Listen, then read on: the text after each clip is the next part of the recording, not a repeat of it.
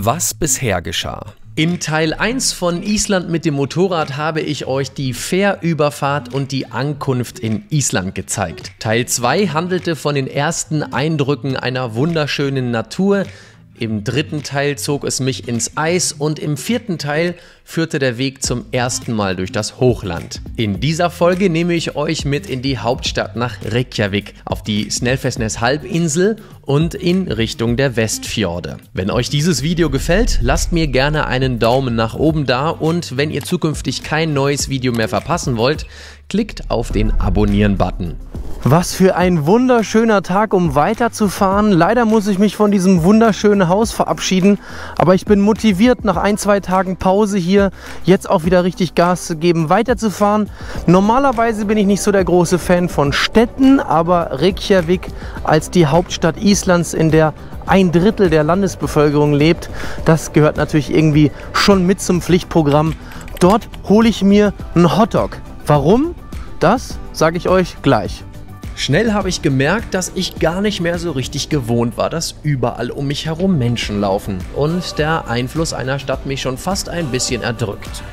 Angekommen in der Innenstadt von Reykjavik würdet ihr jetzt wahrscheinlich denken, hier isst man ein leckeres Fischbrötchen oder so, aber leider falsch. Da drüben steht eine weltbekannte Hotdog-Bude, weshalb diese ganzen Leute hier stehen und hier ihr Mittagessen futtern. Das muss ich mir mal angucken, ob das wirklich so was Besonderes ist.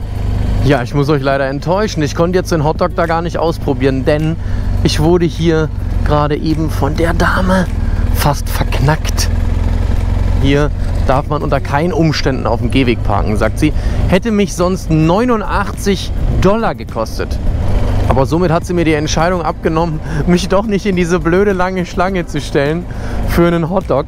Außerdem war Nelson vorgestern hier, hat den Hotdog probiert und mir gesagt, dass er so speziell nun auch nicht gewesen sein soll. Ich glaube, ich habe hier nichts verpasst. Raus aus der Stadt. Da fühle ich mich gleich viel wohler. Aber mein Essensproblem ist ja immer noch nicht gelöst. Wobei doch, in meiner Routendatei habe ich da oben einen Essenstipp. Quasi nördlich von Reykjavik auf den Weg in die Westfjorde. Also Mittagessen ist hoffentlich gerettet. Ich berichte gleich von drin.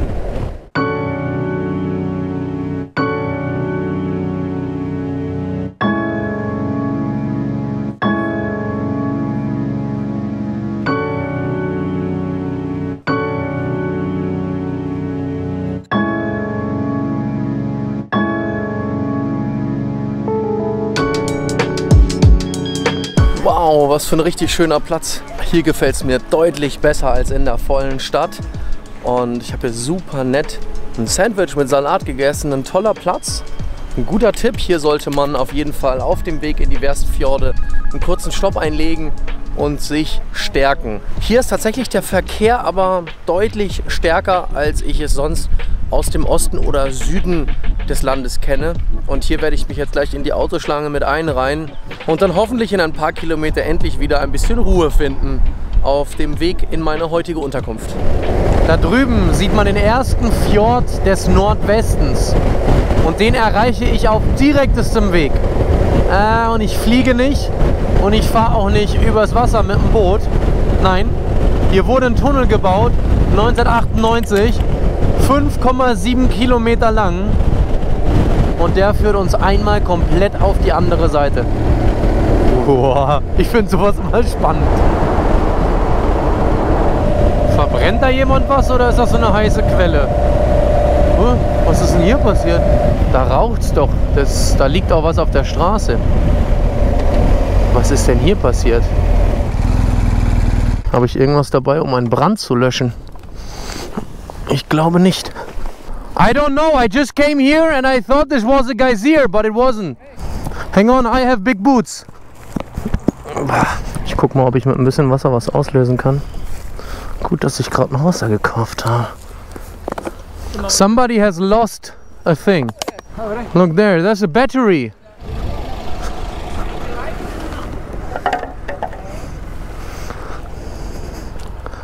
Weiß jemand, was das ist? What is this? It was glowing hot. Yeah, I think it fell down from a car or something and the whole system exploded and flew in there. 15 years ago, very large area here burned down. Oh. Hey, wir haben hier einen richtigen kleinen Flächenbrand verhindert. Okay, have a nice day, ja? Thank you very much. Thank you. Jetzt lasse ich es die letzten 38 Minuten mal ruhig angehen und checke schon mal den Wetterbericht für Montag. Ein Traumwetter. Wow, meine heutige Unterkunft liegt ja richtig idyllisch. Auf der Karte sieht man, hier links ist mein Ziel. Das muss dann dort oben sein. Schaut euch mal diesen Hintergrund an. Wow, jetzt bin ich aber gespannt.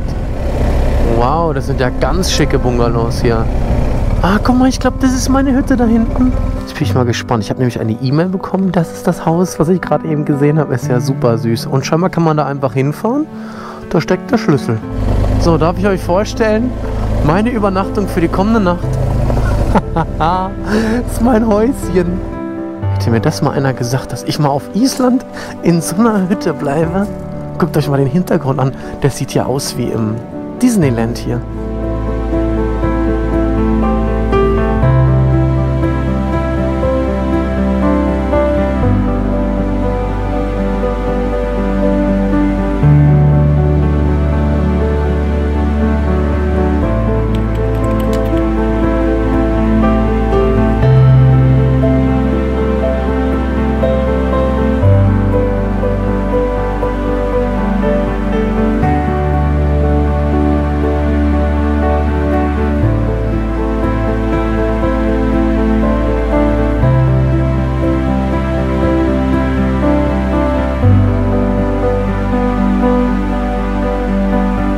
The Icelandic people, we believe that the elves are living in the stones. Yeah. And when I was a child, my mother told me that I cannot touch the moss because it's a window from the elf houses. And of course I believed it, and I still do. We use it to protect the nature. Yeah. We tell our kids all kinds of stories, what they can do and what they cannot do. We have to respect the nature and the moss, and then it's good to have a story like that. The elves will be crazy if you touch the moss. No. Yeah. Das sind ja wahnsinnig liebe Gastgeber, oder? Total sympathisch, Mutter und Tochter. Ich habe eine Empfehlung bekommen für einen Foodtruck, der hier irgendwo 2 Kilometer weit weg stehen soll. Und da hole ich mir jetzt mal was zu futtern.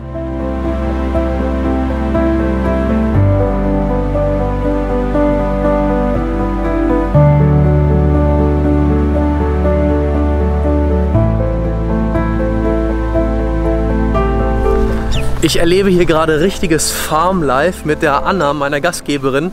Und sie hat gerade ihre 3 neuen Lämmer hier bei sich beim Streicheln. Schaut euch mal an, wie süß das ist. Und die sind total zutraulich, die laufen gar nicht weg.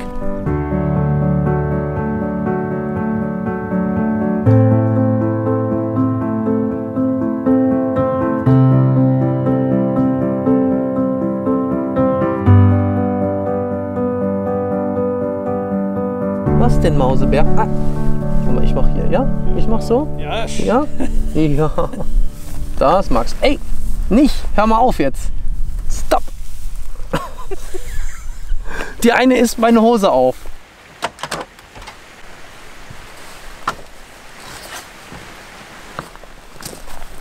Ihr könnt es euch sicher vorstellen, hier hätte ich gerne noch den ein oder anderen Tag oder die ein oder andere Woche länger verbracht. So schön. Und heute an meinem Tag Nummer, keine Ahnung, ich habe aufgehört zu zählen. Ist das vielleicht ein Zeichen, dass ich so langsam mit dem Reisen begonnen habe? Nicht mehr die Tage zu zählen, wie lange habe ich noch? Wobei doch, das zähle ich, weil dieses Land hier zu verlassen, gestern Abend hatte ich zum ersten Mal so das Gefühl, das wird nicht so leicht. Auch wenn ich noch gar nicht so lange hier bin. Aber heute ist es Zeit, weiterzufahren. Meinen Einstieg zu finden in die Westfjorde. Und gestern Abend habe ich vom Papa von Anna, ich glaube, richtig gute Insider-Tipps bekommen. Und die werde ich heute für euch mal abfahren, fotografieren und filmen. Und darauf bin ich schon sehr gespannt. Aber jetzt ist erstmal Uschi dran, die muss beladen werden, damit es gleich wieder weitergeht. Bis später.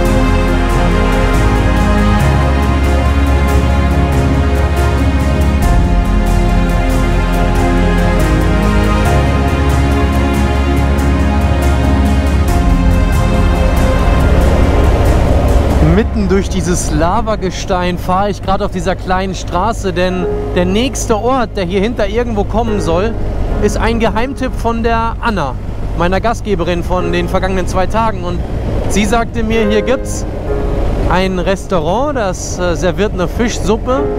Da war er also, mein Happy Place für diesen Tag. Und es fühlte sich fast schon an, wie irgendwie irgendwo angekommen zu sein. Abseits des Trubels, des Tourismus und der Sorgen. Neben mir ereignete sich zeitgleich ein Naturschauspiel, denn für manche Seevögel herrscht aktuell Brutzeit. Und ein paar mies gelaunte Raben wollten unbedingt an den noch nicht geschlüpften Nachwuchs der Möwen. Doch man hält hier zusammen, denn solange die Möwen brüten, greifen die Seeschwalben im Tiefflug die Raben an, die das natürlich überhaupt nicht gut finden und den Rückzug antreten. Kurz davor war ich in einer schmalen Felsspalte unterwegs, die eher an eine Filmkulisse wie Jurassic Park erinnert. Island ist aber kein Film. Hier ist alles echt und ziemlich abenteuerlich. Annas Vater hatte mir am Vorabend von einem mystischen Ort erzählt, der so gut wie in keinem Reiseführer steht. Es handelt sich dabei um einen längst erloschenen Vulkan, in dessen Krater man einfach reinfahren kann. Es gibt doch nichts Besseres, als von lokalen Menschen hier die Insider-Tipps zu bekommen. Tatsächlich, man fährt hier in den Vulkan. Und es ist keine Menschenseele hier. 2 Kilometer von hier staunen sich die Leute. Krass, kein Handyempfang mehr. Dort vorne noch voller Handyempfang. Hier ist nichts mehr. Wow. Und da oben wollen wir heute noch hin. Bist du verrückt? Warum fühlt man sich hier so schwer? Haltet jetzt davon, was ihr wollt. Aber gestern Abend sagte mir die Anna, wenn man hier reinfährt, dann spürt man entweder etwas oder man spürt nichts. Ich spüre hier einen übelsten Druck auf dem Oberkörper. Mein Handy hat keinen Empfang mehr. Also scheinbar scheint hier wirklich irgendwas zu sein. Ich bin jetzt mal gespannt, ob man die Drohne starten kann.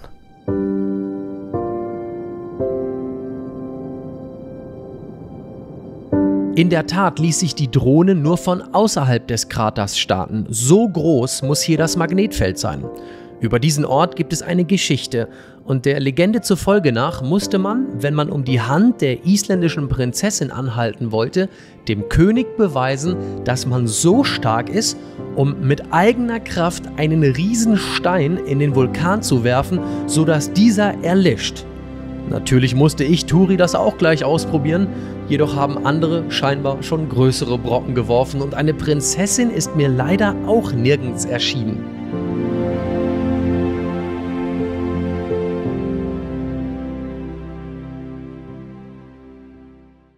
Weiter geht es direkt entlang des Snæfellsjökull. Jökull bedeutet übrigens Gletscher und wird mit 2 L am Ende geschrieben, die aber wie ein T und ein stummes H ausgesprochen werden. Die Strecke war die bisher für mich persönlich schönste, die ich in Island gefahren bin. Steil, anspruchsvoll und mit einem unbezahlbaren Blick. Wieder im Video natürlich nicht zu erkennen, wie steil das hier bergauf gerade geht.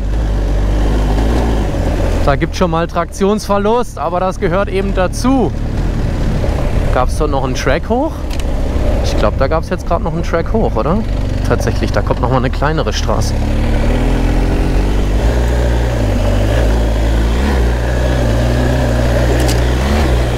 Unfassbare Natur.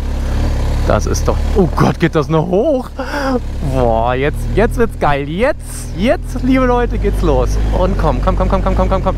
Bleib hart am Gas. Oh, der Arsch tänzelt. Oh, geschafft. Uschi hat ja ein bisschen dicken Hintern, da muss man immer drauf aufpassen. Hier will man übrigens gerade nicht links runterrutschen und es ist echt...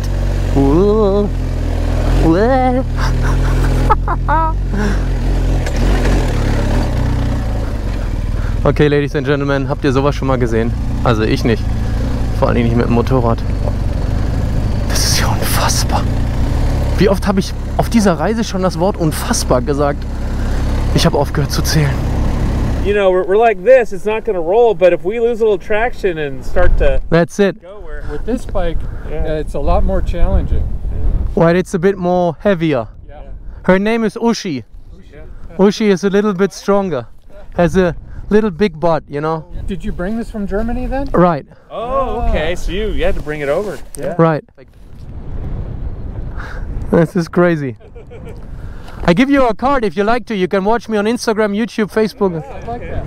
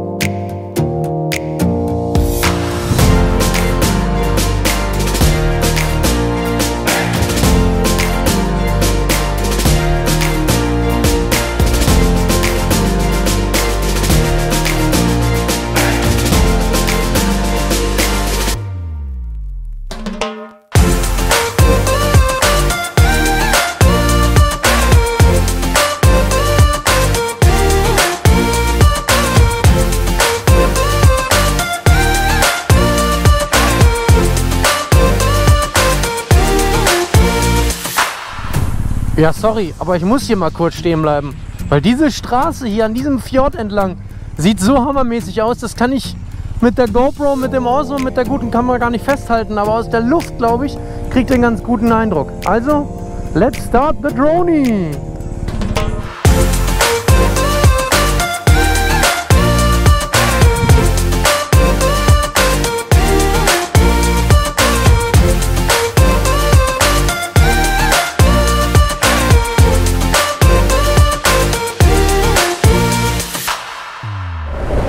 Die letzten 30 Kilometer bis zu meiner heutigen Unterkunft, die lege ich auf einer Schotterstrecke zurück. Das ist übrigens hier auch die einzige Verbindung an der Küste, bis man dann in die Westfjorde reinsteigt. Normalerweise steigen die meisten dort vorne auf eine Fähre und fahren einmal gerade rüber, weil das viel, viel schneller geht. Hier ist das Streckennetz jetzt noch nicht so ausgebaut mit asphaltierten Straßen, aber auf dieser Schotterstraße hier kann ich fast genau das gleiche Tempo fahren und es ist ja auch nicht mehr weit. Und außerdem, es macht mir mega viel Spaß. Wow, was für ein Ausblick und was für eine mega Straße.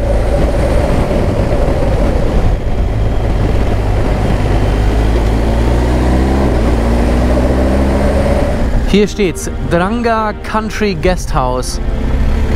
Und das ist mitten auf einer Farm.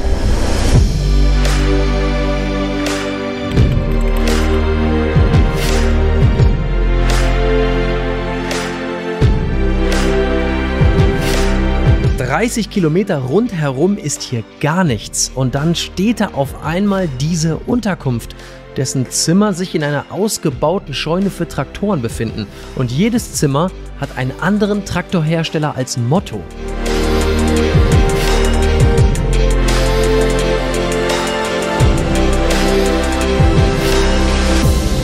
This bread is Icelandic spiced bread. It's called kryddbrauð, and it's baked by Johanna, my mother-in-law, upstairs, and it has cocoa and cinnamon and ginger in it. Wow. And when it's baking, the whole house just smells like Christmas. So this farm is called Drangar, and this is something that my in-laws acquired 5 years ago, and it's a farm that was not in good shape when it was bought, and none of the animals were here anymore. So here's one of our cow barn rooms, and these photos were taken by my father-in-law at a local farm, a cow farm, and we know the names of all of these cows who were photographed here, and this is Björk.